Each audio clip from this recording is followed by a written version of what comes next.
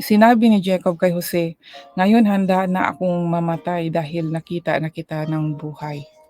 'Di ba mga kaibigan? So, emotion.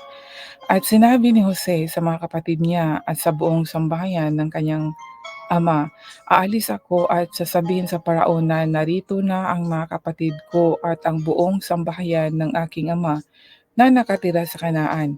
Sasabihin ko rin sa kanya na magpapastol kayo ng mga hayop at dinala ninyo ang mga hayop ninyo at ang lahat ng ari-arian ninyo. Kaya kapag ipinatawag niya kayo at itinatanong kung ano ang trabaho ninyo, sabihin niyo na nagpapastol kayo ng mga hayop mula pagkabata, katulad ng mga magulang ninyo, para patirahin niya kayo sa Goshen, sapagkat nasusuklam ang mga Egypto sa mga nagpapastol sa hayop." Yan pala mga kaibigan, ano. Pagkatapos umalis si Jose at pumunta sa Paraon kasama ang 5 sa kanyang kapatid. Sinabi ni Jose sa hari, "Dumating na po ang aking ama at mga kapatid galing sa Kanaan at dala po nila ang mga hayop nila at ang lahat ng kanilang ari-arian. Naroon po sila ngayon sa Goshen." Ipinakilala niya agad sa Paraon ang 5 na kanyang kapatid. Tinanong sila ng Paraon, "Ano ang trabaho ninyo?" Sumagot sila, "Mga pasol po kami ng hayop, katulad ng mga magulang namin. Pumunta kami rito para pansamantalang manirahan dahil matindi po ang tagutom sa Kanaan at wala na kaming mapagpastulan ng mga hayop namin.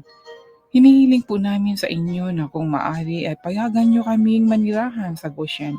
Sinabi ng Paraon kay Jose, "Ngayong dumating na ang iyong ama at mga kapatid, nakabukas ang Egypto para sa pamilya ninyo. Patirahin, patirahin sila sa Goshen na isa sa magagandang lupain sa Egypto. Kung may mapipili ka sa kanila na mapagkakatiwalaan, gawin silang tagapagbantay ng mga hayop ko." Dinala ni Jose ang kanyang ama sa Paraon at ipinakilala. Pagkatapos, binasbasan ni Jacob ang Paraon. Tinanong siya ng Paraon, "Ilang taon ka na?" Sumagot siya, 130 taon. "Maikli at mahirap po ang naging buhay ko rito sa lupa. Hindi ako umabot sa kahabaan ng buhay ng aking mga ninuno." Pagkatapos, muli niyang binasbasan ang Paraon at umalis siya sa harapan ng Paraon.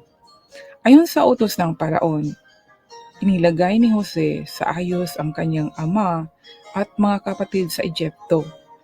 Ibinigay niya sa kanila ang lugar ng Rameses, na isa sa pinakamagandang lupain sa Egypto. Sinustentuhan ni Jose ng pagkain ang kanyang ama, mga kapatid, at ang buong sambahayan ng kanyang ama ayon sa dami ng kanilang mga anak. Ngayon malala na ang tagutom kaya wala nang pagkain kahit saan. Nanghina na ang mga tao sa Egypto at sa Kanaan dahil sa gutom. Tinipon ni Jose ang lahat ng perang ibinayad ng mga taga-Egypto at taga-Kanaan na bumili ng pagkain at dinala ito sa palasyo ng Paraon.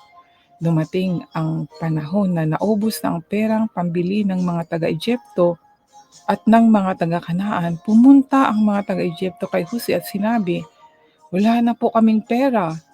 Kung maaari, bigyan na lang ninyo kami ng pagkain dahil mamamatay na kami sa gutom." Dahil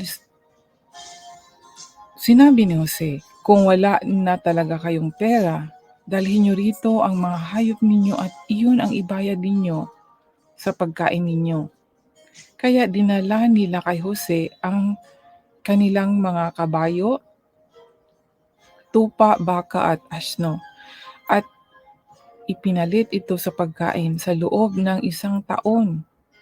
Sinustentuhan nila Sinustentuhan sila ni Jose ng pagkain kapalit ng kanilang mga hayop.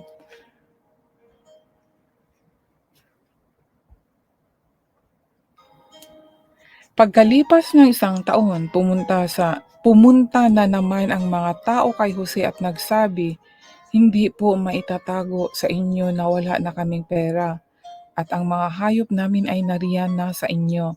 Wala na pong naiwan sa amin, maliban sa aming sarili at mga lupain. Kaya tulungan niyo po kami para hindi kami mamatay at hindi mapabayaan ang mga lupain namin. Payag po kami na maging alipin na lang ng hari at mapasa kanya ang mga lupain namin para may makain lang kami. Bigyan niyo po kami agad ng mga binhi na maitatanim para hindi kami mamatay at hindi namin pababayaan ang mga lupain namin." Kaya ipinagbili ng lahat ng mga taga-Egypto ang mga lupain nila kay Jose dahil matindi na ang tagutom. Binili ni Jose ang lahat ng ito para sa hari. Kaya ang mga lupaing iyon ay naging pag-aari ng paraon. Ginawa ni Jose na mga alipin ng paraon ang mga tao sa buong mundo, sa buong Egypto. Ang mga lupain lang ng mga pari ang hindi nabili ni Jose. Hindi nila kailangan ipagbili ang mga lupain nila dahil sinusustentuhan sila ng paraon ng pagkain at ng mga pangangailangan nila. Ayan. Teka muna mga kaibigan dahil very interesting po ang nakalagay dito. Nandito po nabanggit po kasi ang pari na sinusustentuhan ng paraon. At naalala ko na kahit ngayon po sustentado po ang mga pari ng Katolik. Kaya hindi po to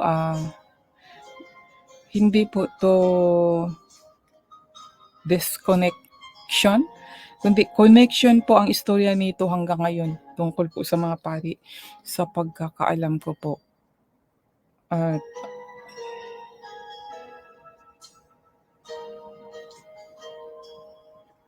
kaya mga kaibigan, basahin natin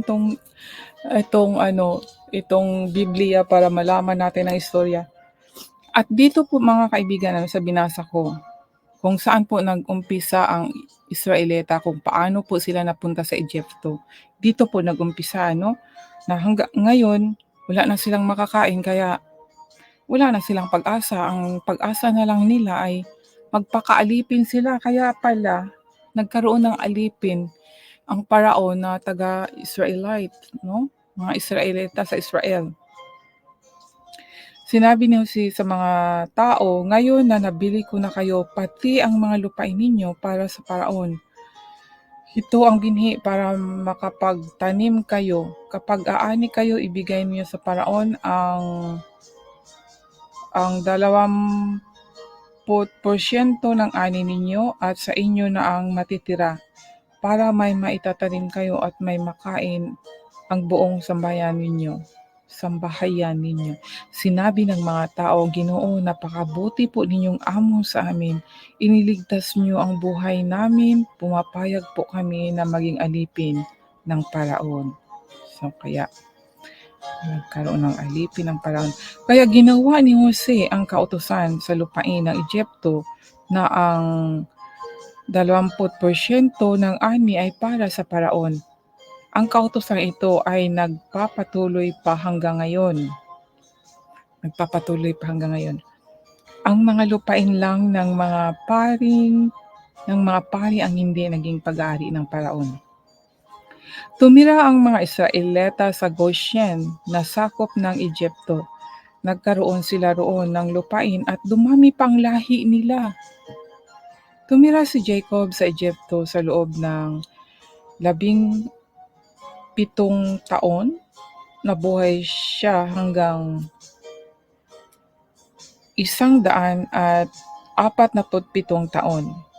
Nang naramdaman niyang malapit na siyang mamatay, tinawag niya si Jose at sinabi, "Kung maaari, ilagay mo ang kamay mo sa pagitan ng dalawang hita ko at manumpa ka na ipagpatuloy mo ang pagpakita ng iyong kagandahang loob sa akin. Huwag mo akong ilibing dito sa Egypto. Kapag namatay na ako, ilibing mo ako sa libingan ng aking mga ninuno." Sumagot si Jose, "Gagawin ko po ang sinasabi ninyo." Sinabi ni Jacob, "Sumumpa ka sa akin," kaya sumumpa si Jose sa kanya. Lumuhod si Jacob sa kanyang higaan para magpasalamat sa Diyos. At yan po ang talata na nandito po sa Genesis 47 kabanata.